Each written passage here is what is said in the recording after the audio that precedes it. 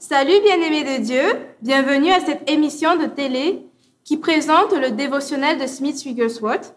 Eh bien, c'est un dévotionnel qui a des textes bibliques et un petit message d'encouragement tous les jours pour pouvoir nous pousser à agir pour Christ. Alors, comme d'habitude, nous on commence toujours par la prière. Je ne sais pas si vous avez déjà vu les épisodes précédents. Si vous ne les avez pas encore vus, je vous invite à trouver une solution pour pouvoir les regarder parce que vraiment, ils sont édifiants. Mais pour aujourd'hui, là, comme d'habitude, nous allons commencer par la prière. Alors, nous prions. Seigneur éternel, notre Dieu, notre Roi, nous te remercions parce que c'est par ta grâce, c'est par ta bonté que nous pouvons étudier ta parole. Alors, Seigneur, maintenant, nous prions que ton Esprit Saint nous dirige, qu'il nous oriente, qu'il nous aide à la comprendre pour que nous puissions la mettre en pratique, Seigneur, tous les jours et que des vies soient changées et transformées par la puissance de ton Saint-Esprit. Au nom de Jésus-Christ, ton Fils, nous te prions. Amen. Alors, le titre de l'enseignement d'aujourd'hui, c'est « Opportunité pour l'action ». Donc, aujourd'hui, on va parler d'agir pour le Seigneur et c'est quelque chose de très important. Et donc, nous allons commencer par les versets bibliques du jour. Nous allons lire 1 Corinthiens chapitre 10, verset 31. Nous lisons à partir de la version 8 secondes. Et Proverbes chapitre 15 du verset 28 jusqu'au chapitre 16, verset 9. Donc, c'est notre lecture du jour. Donc, le verset clé pour aujourd'hui, c'est 1 Corinthiens chapitre 10, verset 31 qui dit ceci. « Soit donc que vous mangiez, soit que vous buviez, soit que vous fassiez quelque autre chose, faites tout pour la gloire de Dieu. » Donc, soit que vous mangiez, que vous buviez ou que vous fassiez quelque autre chose, faites tout pour la gloire de Dieu. Donc, ça, c'était 1 Corinthiens chapitre 10, verset 31. Et nous poursuivons la lecture par Proverbes chapitre 15 du verset 28 au chapitre 16, verset 9. « Le cœur du juste médite pour répondre, mais la bouche des méchants répond des méchancetés. L'Éternel s'éloigne des méchants, mais il écoute la prière des justes. Ce qui plaît aux yeux réjouit le cœur, une bonne nouvelle fortifie les membres. L'oreille attentive aux réprimandes qui mènent à la vie fait son séjour au milieu des sages. Celui qui rejette la correction méprise son âme, mais celui qui écoute la réprimande acquiert l'intelligence. La crainte de l'Éternel enseigne la sagesse et l'humilité précède la gloire. Les projets que forme le cœur dépendent de l'homme, mais la réponse que donne la bouche vient de l'Éternel. Toutes les voies de l'homme sont pures à ses yeux, mais celui qui pèse l'esprit, c'est l'Éternel. Recommande à l'Éternel tes œuvres et tes projets réussiront. L'Éternel a tout fait pour un but, même le méchant pour le jour du malheur. Tout cœur hautain est en abomination à l'Éternel, certes il ne restera pas impuni. Par la bonté et la fidélité, on expie l'iniquité, et par la crainte de l'Éternel, on se détourne du mal. Quand l'Éternel approuve les voies d'un homme, il dispose favorablement à son égard même ses ennemis. Mais mieux vaut peu avec la justice que de grands revenus avec l'injustice. Mieux vaut peu avec la justice que de grands revenus avec l'injustice. Le cœur de l'homme médite sa voie, mais c'est l'Éternel qui dirige ses pas. Parole du Seigneur, Dieu Tout-Puissant, nous rendons grâce à Dieu. Alors ça, c'était notre texte biblique pour la journée. Qu'est-ce qu'on essaye de dire ici? On essaye de dire que tout ce que tu dois faire, tu dois le faire pour la gloire de Dieu et que toute opportunité, tu dois pouvoir la saisir pour prêcher l'Évangile. Donc, c'est la clé ici. S'il y a une seule chose à retenir, c'est qu'il y a tellement d'opportunités que le Seigneur met sur ton chemin tous les jours pour pouvoir prêcher l'Évangile. Mais maintenant, c'est à toi de décider est-ce que tu vas saisir cette opportunité ou pas.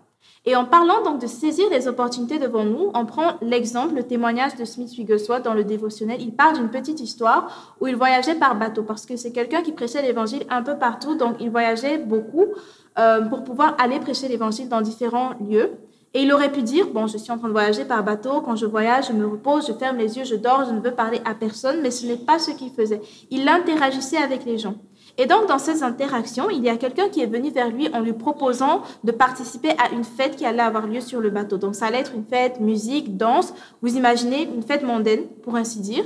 Et donc, il lui dit, OK, je vais prier et je vais revenir vers toi. Parce que la personne était du style, chacun peut venir présenter quelque chose. Tu peux venir chanter, tu peux venir danser, tu peux présenter quelque chose pour un peu occuper les gens.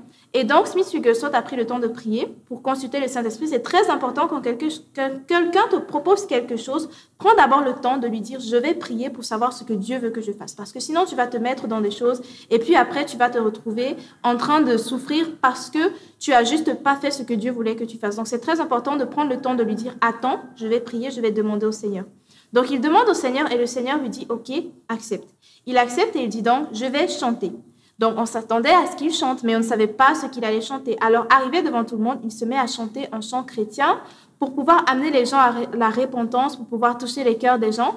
Et finalement, il dit que ce jour-là, ils n'ont pas eu la fête qu'ils s'attendaient à avoir, mais plutôt ça s'est transformé en réunion de prière parce que les gens se sont mis à pleurer, ils se sont mis à donner leur vie au Seigneur. Ils ont décidé ce jour-là de prendre Jésus comme leur Seigneur et Sauveur personnel, de l'accepter comme leur Seigneur et Sauveur personnel, de changer de vie. Et donc, vous voyez que c'était un truc banal, c'était censé être une fête. Il aurait pu dire, ah, c'est une fête, ce sont les choses des mondains, ça ne m'intéresse pas, mais non. Il a saisi l'opportunité pour venir prêcher l'évangile au milieu des mondains, justement, et pour qu'ils donnent leur vie au Seigneur. Alors, qu'est-ce qu'on doit retenir de là? On doit retenir que chaque jour, Dieu met devant nous des différentes opportunités par lesquelles nous pouvons prêcher l'évangile aux gens. Mais c'est à nous de décider de si nous allons saisir ces opportunités ou de si nous allons les laisser passer à côté. Et ça nous fait donc penser à ce monsieur qui était aussi un prédicateur, qui était sur le même bateau avec Smith Wigglesworth et qui reprochait d'ailleurs à Smith Wigglesworth d'être allé assister à une fête de mondains et d'avoir osé chanter une chanson chrétienne à un événement qui était censé être un événement mondain. Donc, il reprochait Smith Wigglesworth et ce monsieur, après le petit moment sur le bateau, après le petit voyage, il a écrit un truc en disant qu'il ne comprend pas pourquoi il n'a pas eu d'opportunité de prêcher l'évangile aux gens. Mais Smith Wigglesworth explique que ce n'est pas qu'il n'a pas eu d'opportunité, c'est juste qu'il n'a pas saisi les opportunités qu'il avait devant lui. Ce n'est pas tout le temps que les gens vont venir vers toi et dire « Oh, j'ai l'impression que Dieu m'appelle à parler avec toi. » Non, ce sont des choses qui arrivent, c'est vrai. Il y a des gens qui, par exemple, en songe, le Seigneur leur dit « Demain, à telle heure, tu vas aller à tel endroit, tu vas rencontrer une personne habillée de telle façon et va lui parler. » Et en allant parler, la personne va se rendre compte que, OK, on l'a envoyé vers toi pour que tu lui prêches l'évangile. Mais ça n'arrive pas tous les jours. Ça n'arrive pas forcément tous les jours. Donc, toi, tu ne dois pas attendre que les gens viennent vers toi pour que tu leur prêches l'évangile, mais tu dois aller directement vers ces personnes. Tu vois quelqu'un, tu parles, salut, comment tu vas? Quoi de neuf? Je m'appelle tel, je m'appelle comme ceci, comme cela. Quoi de neuf dans ta vie? J'aimerais te parler de Jésus. Jésus a agi dans ma vie, Jésus m'a changé, Jésus. Donc, tu parles de Jésus aux gens, tu utilises les opportunités qu'il met devant toi et tu vas voir que c'est comme ça que tu vas te rendre compte que tu as impacté tellement de vies, parce que justement, tu as laissé le Seigneur agir en toi. Donc, comme Smith Wigglesworth le dit, les actes des apôtres ont été écrits seulement parce que les apôtres agissaient. Les actes des apôtres ont été écrits uniquement parce que les apôtres agissaient. Donc, qu'est-ce que ça veut dire? Ça veut dire que je dois décider d'agir, tu dois décider d'agir, ensemble, nous allons décider d'agir. Et c'est en agissant que nous aussi, nous allons faire des choses merveilleuses pour glorifier le nom du Seigneur. Alors, on va clôturer avec la prière, mais avant la prière, on va d'abord dire la citation du jour. Tu es dans la bonne position lorsque tu laisses la gloire de la nouvelle vie te pousser à agir. Tu es dans la bonne position lorsque tu laisses la gloire de la nouvelle vie te pousser à agir.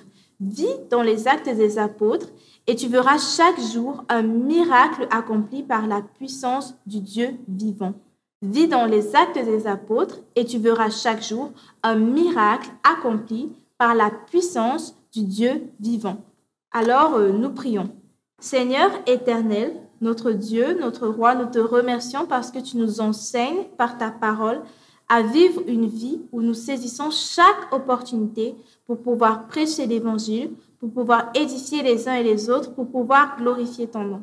Seigneur, nous te remercions parce que tu nous enseignes ceci et nous te demandons pardon pour les fois où toutes les opportunités que tu as mises devant nous, nous ne les avons pas saisies, nous n'avons pas prêché l'Évangile aux gens, nous n'avons pas fait connaître Christ aux personnes autour de nous. Et Seigneur, nous prions que tu nous ouvres les yeux pour que chaque opportunité devant nous, que nous ne passions pas à côté, mais que nous les saisissions. Au nom de Jésus-Christ, ton Fils, nous te prions.